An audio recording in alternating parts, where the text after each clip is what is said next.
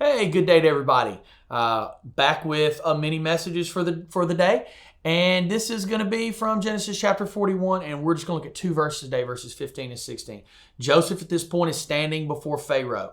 You know, we've been dealing with this whole prison ordeal of his for the past several days. And now he's finally out and he's standing before Pharaoh to interpret the dream. And in verse 15 it says, Then Pharaoh said to Joseph, I had a dream last night, and no one here can tell me what it means.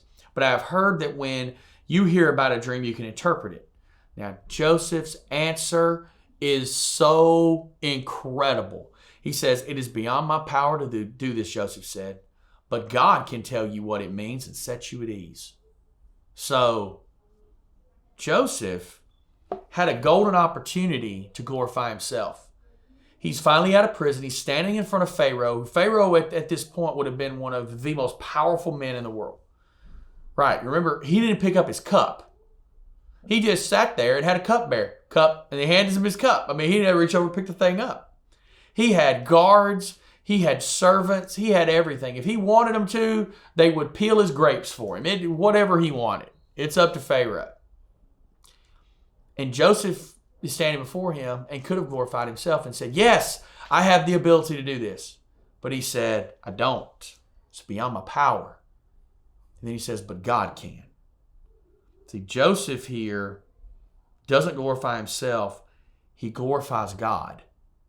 That is so incredible.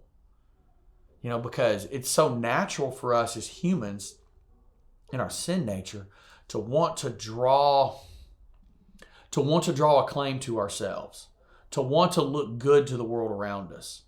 And Joseph here doesn't do that. He says, no, I can't do that, but God can. He points Pharaoh to God. And who knows how Pharaoh is going to say, well, if you can't do it, then, why do I need you? I'll get somebody else to tell me about this. But Joseph trusts in the Lord. And this is so different from kind of how Joseph dealt with some of the dreams when he was young.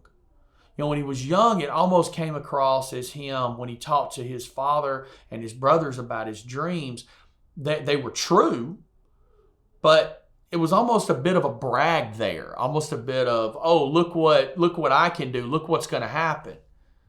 But that's not what Joseph was doing here. He had become wiser. He was older. He had been through some difficult things. He'd been through hard circumstances, and he'd had to rely on God through every one of those. And so now here he is at this moment, finally standing before Pharaoh, and he says, Pharaoh, it's not about me, it's about God. See, the goal for us as Christians is to let that same thing happen. It's not about me, it's about God. It's not about what I can do, it's about what He can do. It's true for every one of us. So if you know Christ, when good things happen in your life, when difficult things happen in your life, when God has blessed you with a talent, ability, and opportunity, give glory to Him. He's the one that deserves it. We'll see you soon.